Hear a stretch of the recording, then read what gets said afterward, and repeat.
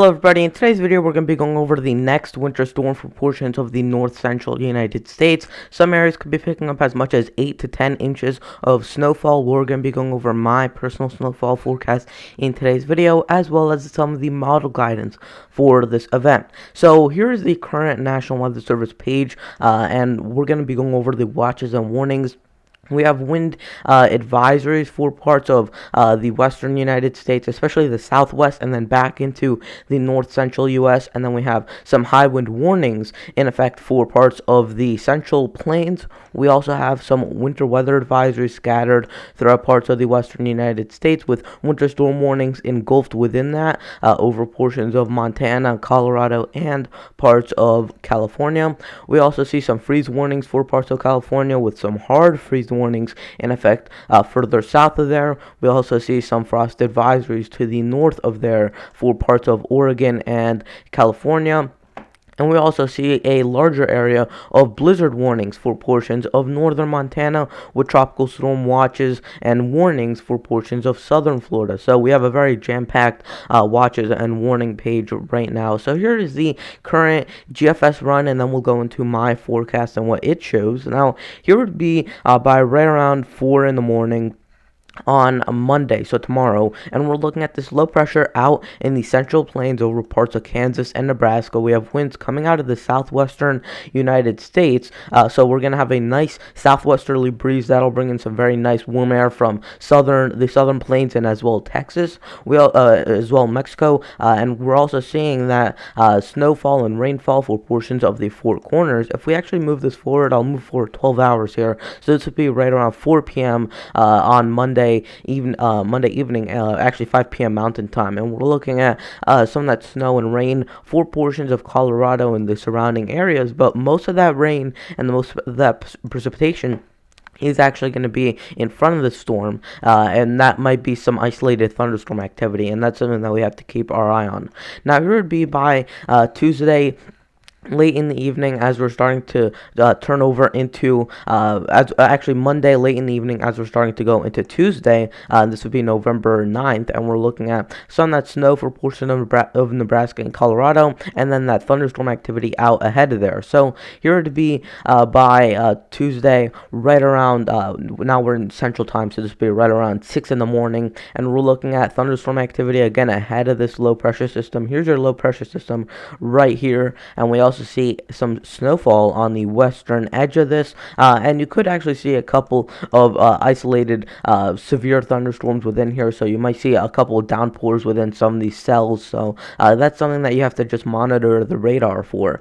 Here would be by Tuesday right around noon, and we're looking at a line of thunderstorms moving through Wisconsin and Illinois, with a larger area of a fairly large area of snowfall moving through portions of Iowa and Minnesota. Then as we get to Tuesday night, so right around 6 p.m., we're looking at northern Wisconsin, western UP of Michigan, looking at some of that snowfall. And I don't know if I buy this solution too much, because yesterday the GFS model was much more in line with what the European was showing, but it was also trending a little bit further to the east. The European model has done nothing but actually strengthen the storm, and we're also going to look at the European model. So I don't know if I'm going to buy what this GFS model is actually showing. We'll show you the snowfall totals at the end of the video from this storm. So here would be from these models on what this storm will show. Now, here would be by Monday morning, so tomorrow morning on the European model, we see that system out in the Four Corners. That's the system that we want to watch. We see some lead thunderstorm activity ahead of there with those very warm temperatures.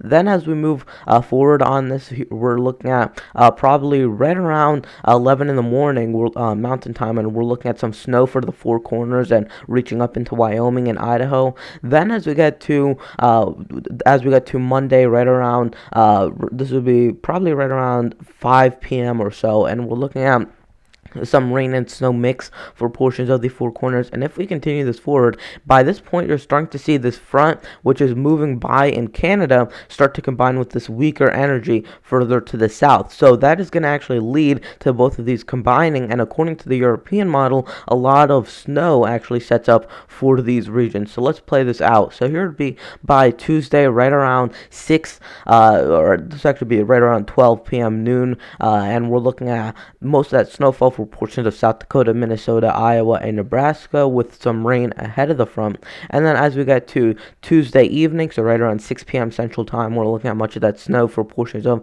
Minnesota, Nebraska, and Iowa, with most of that thunderstorm activity indicated in the darker greens for portions of Wisconsin, Illinois, Iowa, and Missouri there. So that's where you could get an isolated band of very, very heavy rainfall. Most likely nothing in the form of tornadoes or hail, but mainly damaging winds and also those heavy downpours. Now, here would be as we're getting to Wednesday morning, and most of that is starting to move out. And then, of course, it's pretty much all said and done with by noontime on Wednesday, November 11th. So here would be the snowfall totals from the European model. We see that whole mess of snowfall out in the western United States, back in the Rockies, the Cascades, the Sierras. All of those areas are seeing some decent snowfall, right around 6 to 12 plus inches in many of those regions. But really what we want to look at is this band, which is up from parts of eastern Colorado and western Kansas northeastward into portions of Minnesota, Wisconsin, and parts of the UP and Michigan. This is the European model, and in the grays you're looking at under an inch to 2 inches. In the blues, you're looking at 2 to 6 inches and 6 to 10 inches. In the purples, as you get to the pinks, that's where you're 10 plus inches of snowfall. And we're seeing most of these areas over 2 to 6 inches in these areas, so 2 to 6 inches in these blues. And you see that all the way down into Nebraska and Kansas. And then we see a couple isolated pockets of 6 plus inches. We see one over parts of southwestern Minnesota. That has been heavily indicated within the models, as even the GFS yesterday, which was further west than what it is now, showed a pocket of 6 to 10 inches for parts of southwestern Minnesota, and now the Canadian model is also showing it for that same region. So you'll see that reflected within my forecast, and then that other region for northwestern Wisconsin, which has a quite heavy snow total. Now here would be the GFS model for the same time frame, and you see it's much weaker, and some of these areas aren't even picking up an inch, and most of these areas that are picking up decent accumulation are only picking up maybe 2 to 4 inches of snowfall, and that's scattered about. And you can see the trend is much further to the south and to the east. So this would be the GFS models forecast, and then I'll just generally estimate where the Europeans was, and it was kind of like this with the European model. So it was much further west than what the GFS is showing, and that's something that we have to definitely look at in the future. Now here would be my personal forecast.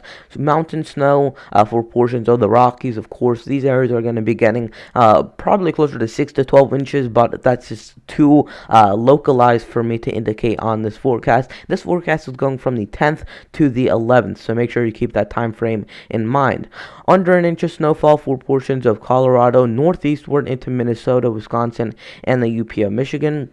Now, these areas I don't think will get too much snowfall out of this, although they could get some accumulation from this event. Now, here would be your 1 to 3 inch area, and that's from Colorado northeastward again to parts of Minnesota and Wisconsin, although it is a much smaller and slimmer area in which that is affecting. 3 to 6 inches for parts of South Dakota, Nebraska, Iowa, and then into southern Minnesota, as well as parts of northwestern Wisconsin.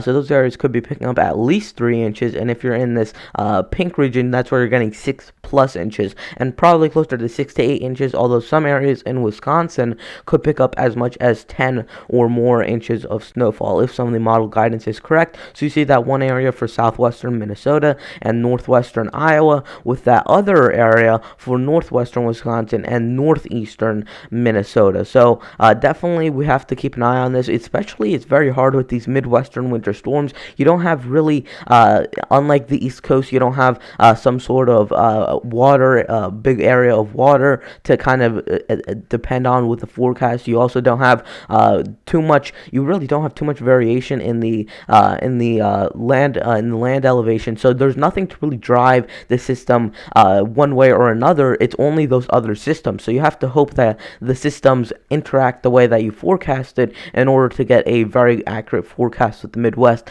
If you had some sort of elevation difference, some of these low pressures would go around it, and it would make it much easier to forecast. But because of how flat the Midwest is, it can make for a very tricky forecast.